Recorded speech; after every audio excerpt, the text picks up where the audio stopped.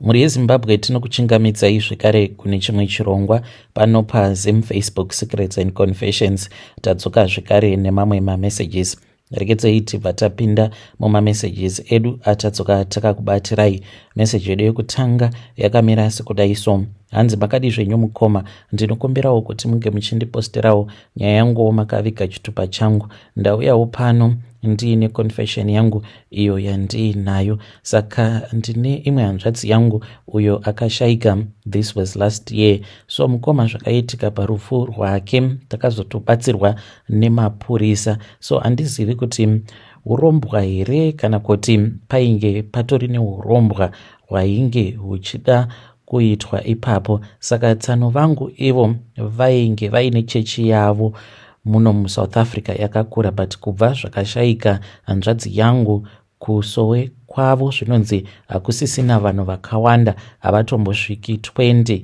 Tsano vangu vaiunganirwa nevanhu zvekuti vanhu vavo vaizoti kana vakaita gungano vaitosvika kuma 200 and something, but iko zvinonzi hakusisina kana vanhu. Saka hanzvadzi yedu akazoshaika. Mushure mekunge ashaika, takabva tachizoti kune mukuwasha, sezvo iye ainge asina kuroora as such, because akangouya akangobvisa tsvakirai kuno vainge vakangosanganawo muno mumujoni, vakazovimbisa kuti vainge vachazodzoka, but havana kuzodzoka. Then hanzvadzi yedu ndokubva yachizoshaika. Saka takabva tachizotaura navo tikabva tavaudza kuti tainge tichida mutumbi wehanzvadzi yedu kuti tinge tichimuvigira pamusha ange achizorara pedo nehama dzake. Mukoma takawirirana mune zvakanaka. Saka nekudawo kwekuti mari kusaiti kwedu dzainge dzichitishotera,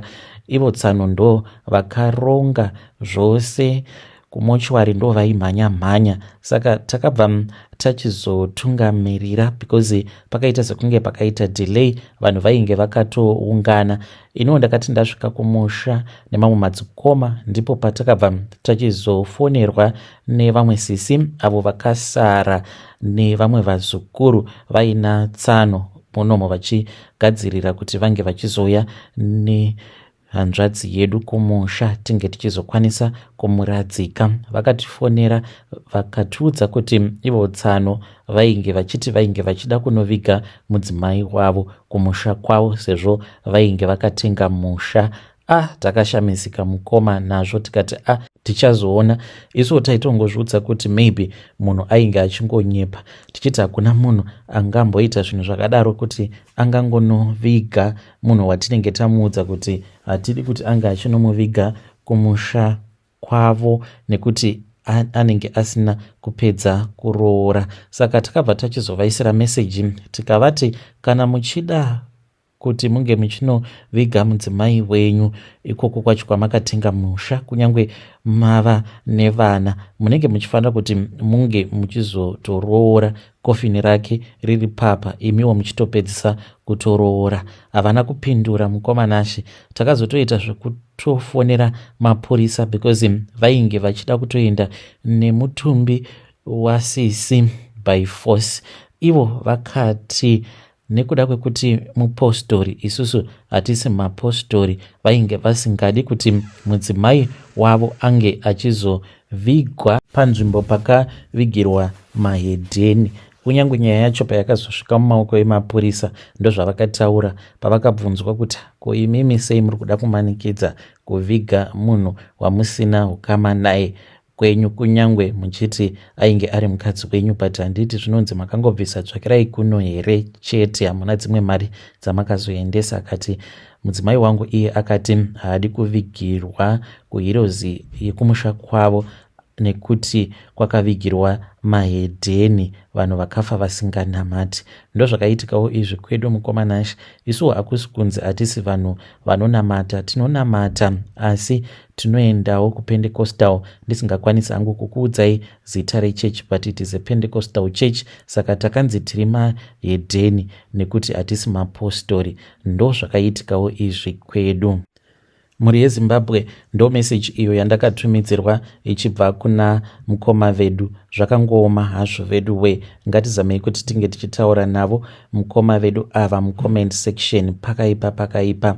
Rekedzei tibva taenda panyaya yedu inotevera. Hanzi mukomana makadii zvenyu? Iniwo ndaitamba raundi. Izvi zvakaitika mainge muri mugore ra2015. Ndakabva ndati handidi zvekare kutamba raundi nevanhu nekuti pakunotamba raundi paya panenge paine vamwe vanenge vakagadzira mari dzavo. Unozongosara zvako wopiwa mari but inenge yakagadzirwa nechekare. Ndo zvakaitikawo. Ndakazotobatsirwa nevamwe madzimai avo vainge vachigara pamba ipapo pandainge ndichiloja. So zvakaitika mukomana ndezvekudai. So takataurirana nevamwe kubasa vandainge ndichishanda navo ndokubva tachizotanga kutamba raundi. But pane umwe mukadzi uyo ainge aine kasaluni kake mulocation wandaiwirirana naye. Ndakabva ndachizomuudza kuti ndo zvatainge taronga kubasa tainge tava kuita zvekukandirana maraundi. Akabva ati naiyewo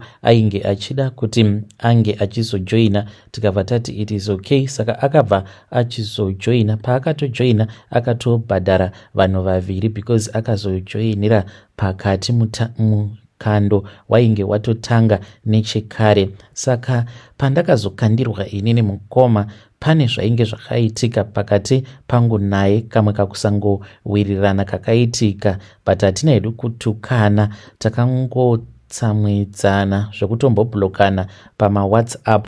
Saka pandakazokandirwa mari yacho iye akaita zvekutongoitumidzira kwandiri nemunhu, ndokubva ndachizogamuchira mari iya yandikati imari yangu ka, handingatadzi kudya mari yangu. Mukoma usiku hwacho ihwohwo pamba pakauya kitsi iyi yakarara usiku hwose, yainge ichingoita noise. Then mangwana acho makuseni pandakamuka ndakaona kuti painge paine makonzo awa ainge ari 5. Yaiti ikabata makonzo youya yomaisa padhoo. Saka ndakazomutsa vamwe ndikati imi uyai muone zviri padhoo rangu. Vanhu vakatoshamisika. Then ndokubva ndachizoudzwa namadzimai vaya kuti ndisambotya kumabata. Takamatora makonzo aya tikaenda tikanomarasira kumakuva. Ndakazovingwa nenyoka mangwana acho makuseni, yainge itori weekend. Saka ndakaburitsa hembe dzangu ndichida kuwacha nehembe dzemurume wangu. Ndipo apo pandakabva ndachizoona kuti muhembe imomo mainge mutori nenyoka yainge irimo. Ndakaridza mhere. Then madzimai vaya vakauya vakakusha vakati haisi nyoka, vachikusha mvura yemunamato. Nyoka iyoyo yaiti ikanyangarika toiona. Saka painge paine umwe mukadzi ainge akazvitakura. Mukadzi iyeye akazotanga kubudirwa, akangotanga kungopupuma furo. Madzimai vakabva vati vainge vachida kuhaka mhepo iyo yainge iri paari. Saka akabva achizotanga kutaura nerimwe voice rainge richityisa. Akabva atotaura kuti iye ainge atumwa nemukadzi uyo wandainge ndakabva mukutsamwidzana naye. Vakaibvunza nyoka iyoyo, but ainge atori munhu ainge achitotaura. Ikabva yati ndatumwa kuzobvunza mari yemukando, ndatumwa kuti ndinge ndichizoronda mari iyoyo. Hapana zvainofanira kuti inge ichizoita, ende ndinofanira kungogara ndichiuya ndichikonzeresa matambudziko muupenyu hwemukadzi uyu. Mukomana vanhu vose vainge varipo vakashamisika nazvo. Mukadzi uya akabva achizototama, akabva mulocation matainge tichigara, kana saluni akabva avhara mushure mekunge zvinhu izvozvo zvaitika. Saka kubva ipapo kusvika pari nhasi ndinotya kupa munhu mari kana kutamba mukando nekuda kwezvakaitika. Vanhu vazhinji vanokupa mari dzinenge dzakagadzirwa. Vedare ndo meseji iyo yandakatumidzirwa ichibva kuna vanzvadzi vedu. Ngatizamei kuti tinge tichitaura navo vanzvadzi vedu ava mucomment section. Zvakangooma hazvo vedu we. Une paunoti apa ndo pakatangira here maproblems ako mushure mekunge wapa umwe munhu mari waunofungidzira kuti ningi ndiye akandigadzira. Rekedzai tibva taenda panyaya yedu inotevera. Nyaya yedu inotevera yakamira sekudai. So hanzi mukoma iniwo ndiri mudzimai uye zvekare ndine makore 35 years ekuberekwa. Ndauyawo pano kuti ndinge ndichizokuudzai izvo zvinoitika kwandiri. Ndakanzwa nyaya yemukadzi uyo wamaiti anogara kuHarare anopota achikupaiwo nyaya dzeuroyi. Zvinondirwadza mukomanashe. Iniwo vabereki vangu vakashayika ndichiri mwana mudiki. Mushure mekunge vabereki vangu vashayika ndo pandakabva ndachizotanga kurerwa nevamwe amai guru vainge vari mudzimai wabamukuru mukoma wababa. Saka takati tichigara tose kudaro, ivo amai guru ava mukoma handizivi kuti pachezvavo vairoya here kana kuti amai vavo ndo vainge vachiroya. Saka vaiti kana tikaenda kumusha kwavo, mukomanachi ndaimutswa usiku live, noti zvezvo zvekufungidzira. Ndaitomutswa usiku tobva tatoenda kumakuva, asi ivo vaizosara zvavo vakarara, vaingondimutsa chete then ubva vanditiperekedza gogo ende usavabvunza kuti tiri kuenda kupi. Saka ndaiti kana ndikaenda ndikanonokera amai vavo, pane zvandaingonzwa so munyama dzangu.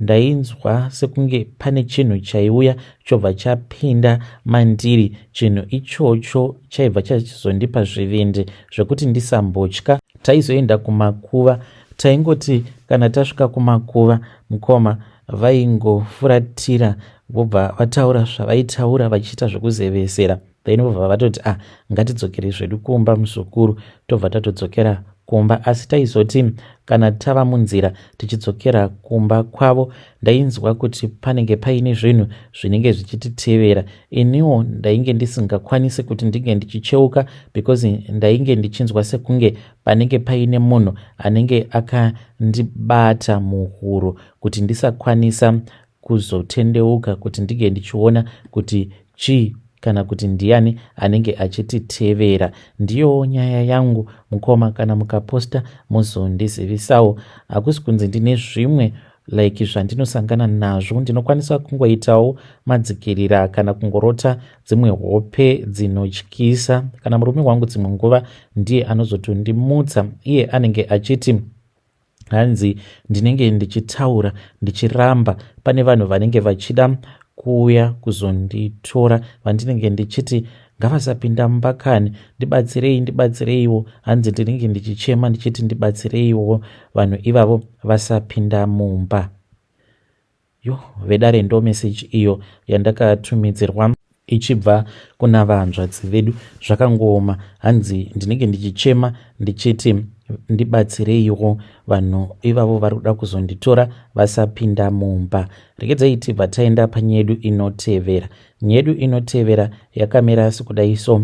Hanzi makadi zvenyu mukoma, ndinokumbirawo kuti munge muchindiposterawo nyaya yanguwo makaviga chitupa changu. Iniwo ndakaromba, saka mukuromba kwangu ndakanzi pagore ndinopiwa 200. Mari iyi handizivi kuti inobva nepi, but ndinongomuka ndobva ndatoona kutoti mumba munenge muine 200. Saka patakaenda tichinoromba inini nefriend yangu, patakaudzwa nemuNigerian wacho iyeye kuti tichange tichizopiwa 200 pagore roga roga, takafara tikati Mwari muriko kumusoro kudenga ende Mwari makanaka. Saka tainge tisina kuudzwa kuti mari yacho tinofanira kuti tinge tichizoishandisa sei. Saka takati taromba after about a month. Saka tine maring atakapiwa avo atakanzi ring iyoyo unoiisa pasi pembedha kana uine munhukadzi zvekare nekuzotevedzera dzimwe miko. But izvi takazozviziva mushure mekunge friend yangu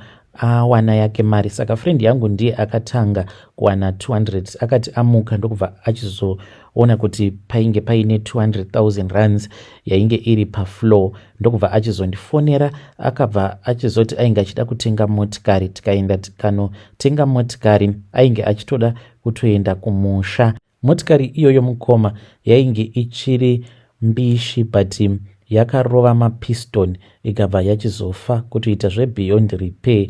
Akazotongoiramwa motikari iyoyo.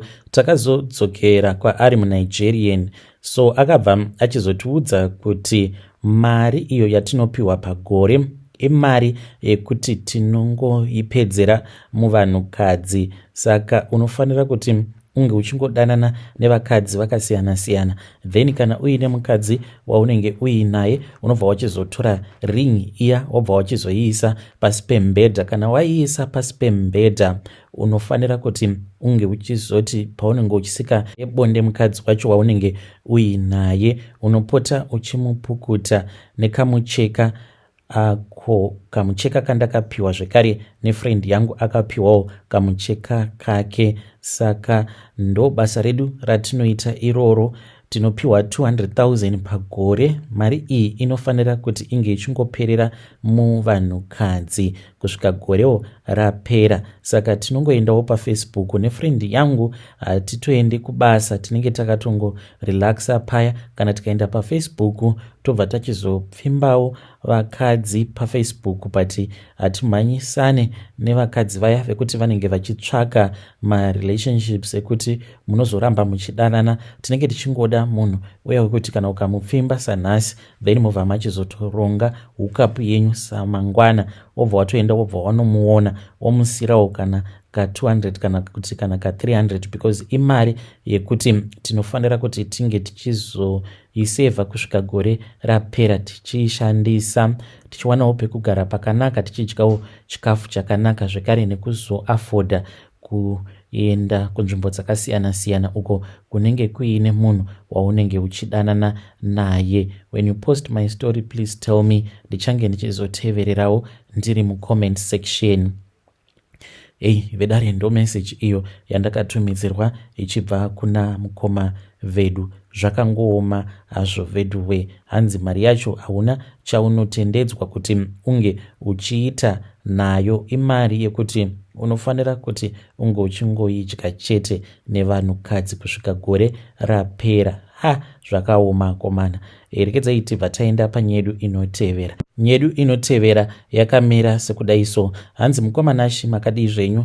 Ndinoda kureururawo kuti mudzimai wangu akagadzira umwe mukadzi. Izvi zvakaitika kudhara. Saka kudhara kwainge kuine mamwe magrupu ekuti vanhu vaitukana kufacebook akaita sana mvenge. Mudzimai wangu aifarira magrupu iwawo. Ipapo ndo pandakatanga kutya chinhu chinonzi social media. Iniwo ndaingoti zvimwe kuda kungotukana nekungonyadzisana pasocial media ndisingatozvizivi kuti mudzimai wangu ainge achazozvitora personally. Saka akakomenta pane imwe posti yainge ichitukwa umwewo wemugrupu, ndokubva achizotukwa zvekare noumwe mukadzi. Saka paakataura nyaya yacho iyoyo ndakati zvimwe kuda ainge achinyepa zvake, akabva ati munhu uyu ndoda kumuendera kumabvuku. Saka kumabvuku ndokwainge kuchigara vatete vake. Vatete vake ava mukoma, zuva ravakafa painzwikwa zvinhu zvainge zvichichema, zvekare neapo pavakazovigwa patori nezvinhu zvakanzwikwa zvainge zvichichema, zvimwe zvaita sekunge zvainge zvitori muguva macho imomo mushure mekunge kofini radzikiswa muguva, zvainge zvichichema. Saka aiti kana akangonetsana nemunhu obva ati uyu ndinomuendera kumabvuku chete, kuna vatete vake ivavo. Saka mushure mekunge atukana nemukadzi uya vakatukana kwenguva refu, vakazototanga kutukana zvekare kuinbox. Akabva achizoenda kuprofile because aiziva imwe akaunti yake yaainge achishandisa yainge isiri ghost account, kwava kunotora mapictures nemapictures evana vake nemapictures emurume wake. Akabva achizoti kwandiri ainge achida kuti ndinge ndichimubatsira. Takatoenda kwagame. Makore acho iwawo kwagame kwainge kuine zvimwe zvimushini zvokuti waingoisa mari then chobva chatokuprintira out mapictures. Saka akazoti taenda kumusha ndipo apo takabva tachizoenda kumabvuku, vakaita zvinhu zvavo. Ipapo ndainge nditori kubhawa zvangu nemamwe mafesi andaiwirirana nawo kumabvuku ikoko. Akandiudza kuti ainge amugadzira mukadzi iyeye mukomanashe, mwana wake akazoshayika. mwana wacho hanzi akazowanikwa akapondewa akabviswa mapatsi, uye zvekare mukadzi iyeye akazorambana nemurume kwava kuchizotanga kurwara akazofa mukadzi iyeye nekuda kwekuti vainge vakatukana kugurupu ravo rekufacebook. Kubva ipapo kusvika pari zvino ndakanzwa ndichimutya mudzimai wangu, zvekare nekutya social media. Kwaona vanhu kana votukana pasocial media, zivai kuti hazvipere mushe. Vamwe vanhu havazeze kutoendera nyaya dzepasocial media kun'anga. Mhuri yeZimbabwe, ndo meseji iyo yandakatumidzirwa ichibva kuna mukoma vedu. Zvakangooma hazvo vedu we, hanzi mudzimai wavo akangotukana neumwe mukadzi kugurupu rekumvenge. Mushure mekunge vatukana, hanzi akabva achizoenda kumabvuku nemapictures evana nemapictures emukadzi yeye nemurume wacho. Zvakangooma hazvo vedu we. Strange things indeed they do happen in this world. Ngatisanganei zvekare mune zvimwe zvirongwa zvinotevera.